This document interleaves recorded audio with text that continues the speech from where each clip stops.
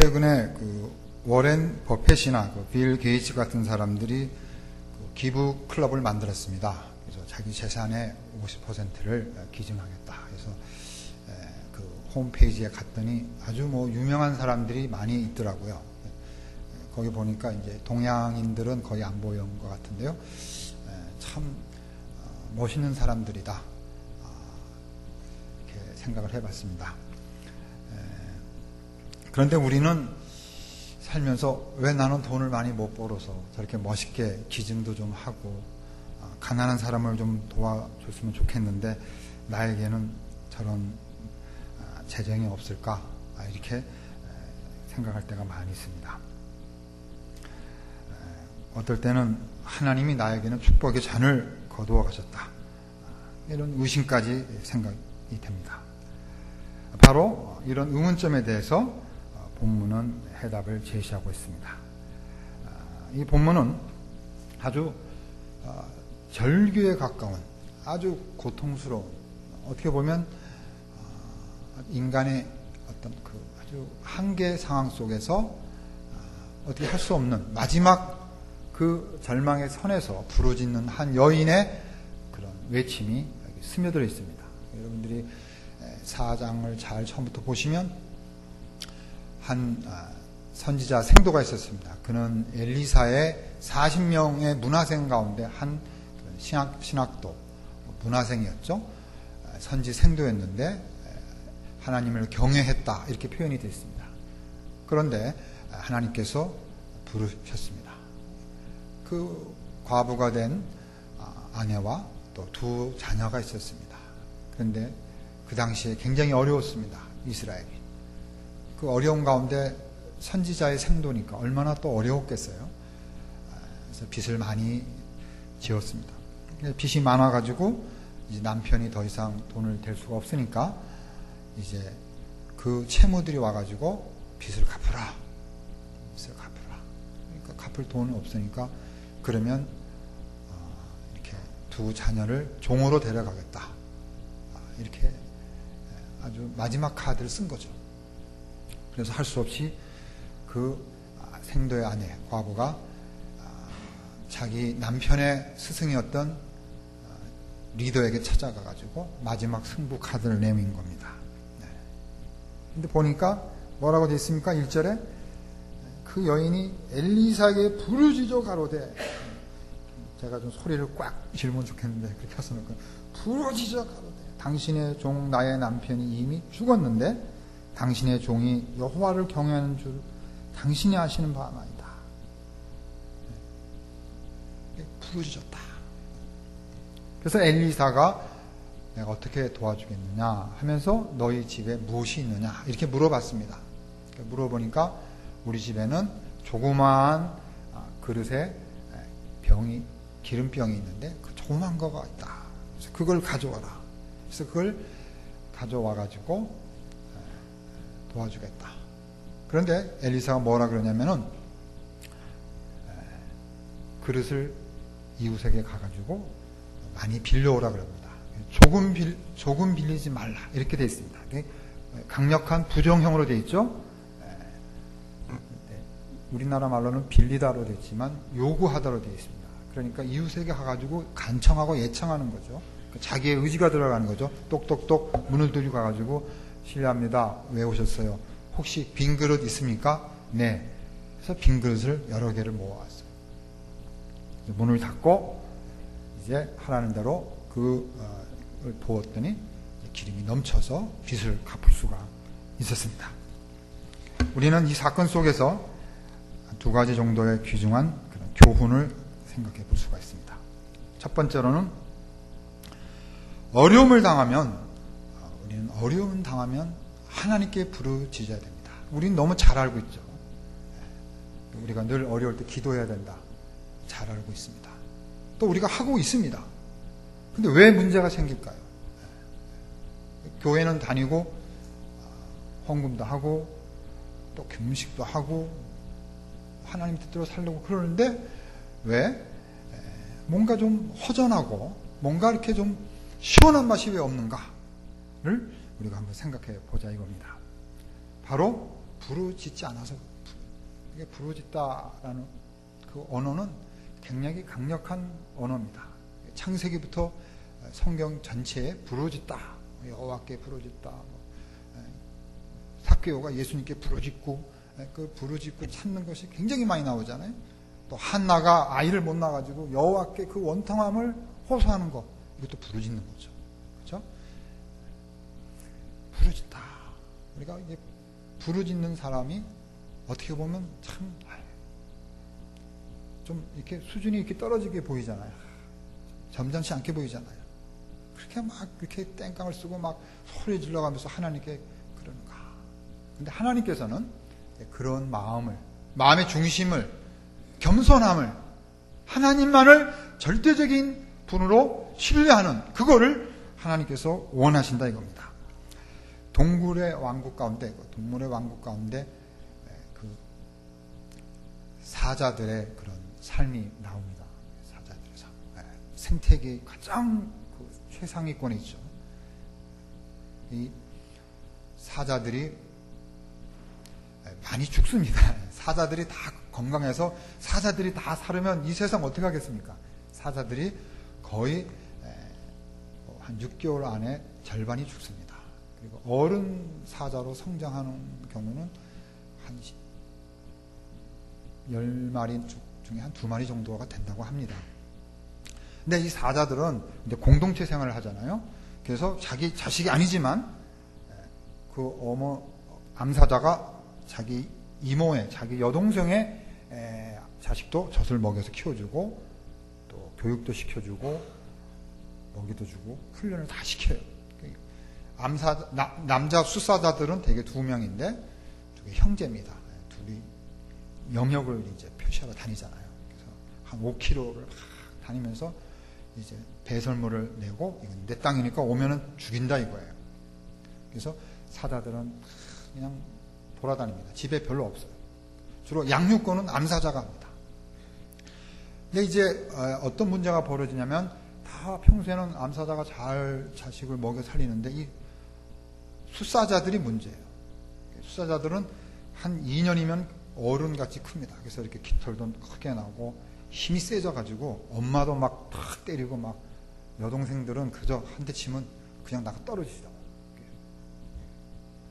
숫사자들은. 그래서 어려울 때 같이 사냥을 같이 하고 도와주면 좋은데 집에서 먹고 놀기만 한다 이거예요. 그래서 엄마 사자가 물어다가 가져온 그 음식을 동생들도 먹이고 이렇게 먹어야 되는데 혼자 다 독식하는 거예요. 두세 명의 그 숫사자들이. 자기들이 커지죠. 근데 이제 문제는 먹을 게 점점점 없어지고 기근이 생기고 그러면은 이제 힘도 없어지고, 그럴 때 누가 찾아오면 떠돌이 수사자가 찾아와요. 떠돌이 수사자. 떠돌이들은 자기의 보금자리를 잡아야 되니까 약한 그런 수사자들을 죽여서 자기가 왕국을 세우는 거죠. 그래서 수사자들이 와요. 그러면 보통은 이제 수사자가 약하면, 대장 수사자가 약하면 그 왕국이 바뀌어서 새로운 유전자로 해서 새로운 왕국이 탄생하지만, 워낙 강력한 그런 프라이 그 공동체가 워낙 한 20명 이상의 그런 사자 무리가 있으면 숫사자 떠돌이 2명이 와도 대항을 할 수가 없습니다. 그래서 겨우 물러내요. 먹을 건 없죠. 자꾸 떠돌이들은 자꾸 와서 그러죠. 그러니까 사자들이 절규를 합니다. 으르렁거려서 잡아먹는 게 아니라 죽기 일부 직전에 사자들이 절규를 해요. 피가 토하는 소리로 그 숫사자를 부르는 거예요. 부르면 몇 킬로 떨어진 데서 숫사자들이 큰일 났구나 옵니다. 와가지고 집안의 분위기를 다 보는 거예요. 영향이 딸렸구나, 숫사자 다른 떠돌이들하고 싸웠구나, 그리고 이 아들 숫사자들이 먹고 놀고 또 장가갈 때가 됐구나, 다 이거 냄새를 맡고 알아요. 그래가지고 이제 그 다음날 사냥을 해서 물소 같은 걸 잡죠. 물소를, 암사자들은 물소를 잘 못 잡습니다. 그래서 큰 물소가 가면은 수사자가 가가지고 몰면은 암사자들이 올라타고 수사자가 그 물소의 그 입을 탁 막아가지고 질식시켜서 잡아먹습니다. 그래가지고 다 배분을 해요. 그런데 평소에 버릇없던 그런 그 아들 수사자들이 아버지의 질서를 무시하고 막 먹는 거예요. 자기 혼자. 그러니까 그때는 대장 수사자가 자기 아들을 탁 때려요. 그러면 그냥 나동겨지죠. 왜냐면 아직도 어리니까. 그래가지고 그 날로 영원한 이별이 되는 겁니다. 그래서 자기 아들들을 이제 내쫓아서 새롭게 왕국에 가서 건설하도록 내버려요. 이렇게 사자들도 부르짖는다 이겁니다. 바로 이렇게 이 과부는 하나님 앞에, 그 엘리사 앞에 그냥 내 아들이 지금 잡혀가게 됐으니 살려달라고 간절하게 부르짖게 되었습니다. 바로 우리가 하나님을 경외하는 자는 기도하는 자들입니다. 우리도 어려움을 당하고 있습니다. 지금 우리나라가 너무 어렵잖아요. 우리의 삶이 너무 어렵잖아요. 굉장히 어렵습니다. 어려울 때 우리가 부르짖자. 그래서 부르짖는 여러분들이 되시길 바라겠습니다. 에레미야 29장 12절 13절을 보니까 너희는 내게 부르짖으며 와서 내게 기도하면 내가 너희를 들을 것이요 너희가 진심으로 나를 찾고 찾으면 나를 만나리라. 하나님께 부르짖으라 이거예요. 기도와 동격으로 되어 있습니다. 부르짖으면, 기도하면. 그러니까 부르짖는다는 것은 하나님만을 바라보면서 기도하는 거죠. 하나님께서 만나주신다 그랬습니다. 빌립보서 4장 6절 7절에도 아무것도 염려하지 말고 오직 모든 일에 기도와 간구로 너희 구할 것을 감사함으로 하나님께 아뢰라. 그리하면 모든 지각에 뛰어난 하나님의 평강이 그리스도 예수 안에서 너희의 마음과 생각을 지키시리라. 거기 보니까 하나님이 지켜주는 게 아니라 우리가 기도하면 하나님의 평강이 우리의 마음을 지켜준다 그랬어요. 하나님이 직접 지켜주시는 것도 좋지만 하나님의 그 평강의 마음, 평화의 마음이 우리의 마음과 생각을 지켜주신다. 누가복음 18장에도 보면은 항상 기도하고 낙망치 말아야 할 것을 예수님께서 비유로 말씀하셨습니다. 제자들도 기도를 많이 안 했나 봐요. 또 낙심을 많이 했나 봐요. 그러니까 예수님께서 이런 비유를 하나 주셨습니다. 어떤 도시에 과부가 있었습니다. 근데 그 과부가 원통함이 많은 거예요. 어디가 사소연할 수 없고 돈은 없고 판사를 살 수가 없고 이 변호사를 살 수 없으니까 그 아주 나쁜 하나님을 무시하고 아주 불의한 그런 재판관에 찾아가가지고 내 원통을 풀어달라고 그냥 매일 가는 거예요. 매일. 항상 가는 거예요. 그러니까 이 불의한 재판장이 뭐라 그럽니까? 할 수 없이 내가 소원 들어줘야겠구나. 내일도 오겠구나. 내가 괴로워서 못 살겠구나. 얼마나 괴롭혔으면. 그래서 예수님께서 하신 말씀이 항상 기도하고 낙심하지 말라. 우리가 기도하다가 조금 기도하가 안 되면 낙심해서 포기한다 이거예요. 끝까지 항상 기도해야 됩니다. 그래서 7절에 보니까 예수님께서 밤낮 부르짖는 택하신 자들의 원한을 풀어주시겠다. 이렇게 말씀을 하셨습니다.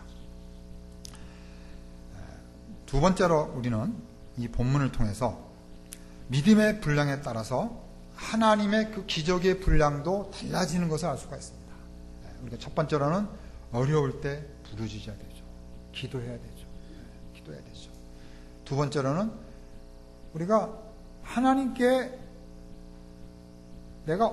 하나님이 어떤 분이신가에 따라서 그 하나님과 나의 관계의 결과도 거기에 비례한다 이거예요. 그러니까 하나님은 사랑의 하나님으로만 아시면 하나님은 사랑만 주시겠죠. 그러나 하나님은 공의의 하나님, 하나님은 지혜의 하나님, 하나님은 모든 것을 불가능을 가능으로 이 우주에 아무것도 없던 이 우주에서 이 은하계 이 갤럭시를 만들고 이 태양계를 만들고 이 지구를 만들고 이 태양열을 뿜어서 이 생명을 살리시고 그리고 산소를 주시고 그 무한한 하나님의 그 능력, 그 무한한 하나님을 믿을 때 그 무한한 하나님의 은혜가 온다 이겁니다. 자, 그래서 우리가 거기를 보자 이겁니다. 엘리사가 물었죠. 내게 무엇이 있는가? 그래서 조그만 그릇이라 그랬어요. 그런데 그 여인이 엘리사가 미리 얘기했습니다. 조금 가져오지 말라. 막 요청을 많이 하라. 여러 이웃에게 가서 조금 더 걸어가서 또 그릇 있으면 다 주세요. 다 주세요. 많이, 그러니까 조금 빌지 말라. 이렇게 부정형으로 이미 말을 했어요.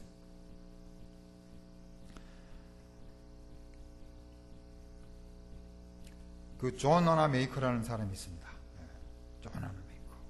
우리 총장님은 존 하나 메이커하고 피어슨 얘기만 나오면 제가 말을 해서 딱 맞고 총장님 아시는 거 참 말씀하세요. 총장님이 존 하나 메이커에 대해서 굉장히 열렬한 팬이신 것 같아요. 존 하나 메이커가 말이죠. 공부를 많이 못했습니다. 집이 가난했어요.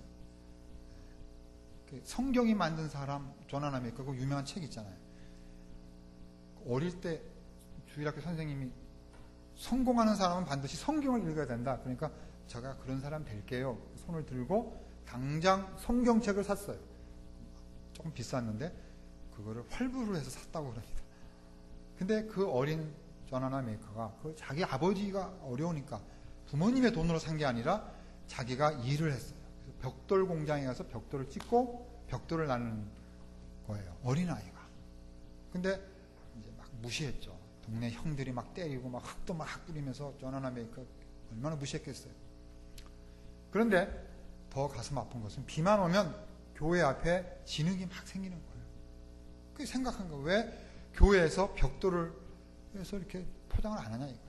그래서 그 어린 아이가 자기가 노동을 하면서 매 돈봉을 매주 벽돌을 몇 장씩 까는 거예요. 그 자기가 벌어서 2년 동안 벌어야 그 교회 앞에 벽돌을 다 까는 거예요. 2년 동안. 근데 2년 동안 하기 전에 한 달 만에 하나님 응답하셨죠. 온 교인들이 존 하나 메이커가 저렇게 신앙생활 잘하고 어린아이가 돈을 벌어서 교회 앞마당에 벽돌을 깔았다는 걸 감동을 받아가지고 다 헌금해가지고 2개월 안에 교회가 앞에가 포장이 됐습니다. 그런 존 하나 메이커예요. 존 하나 메이커가 하는 말이 뭐냐면 자기가 가지고 있는 것을 최선을 가지고 사용할 때 하나님께서 크게 축복하신다 라는 그런 유명한 말을 했습니다. 존 하나 메이커는 70년이 지난 후에 200억 재산가가 됐습니다. 제가 필라델피아에 오래 살았는데 그때는 피어슨 목사님이 베다니 교회에 계셨다는 것도 모르고 존 하나 메이커라는 그 백화점이 있었는데도 존 하나 메이커가 그렇게 유명한지도 몰랐어요. 제가 피어슨 우리 학교에 와가지고 배우고 피어슨 목사님이 그렇게 멋있고 유명하신 분이구나. 존 하나 메이커가 그렇게 멋있는 사람이라 하는 것을 알게 되었습니다. 다시 본문으로 들어가가지고요. 그 여인이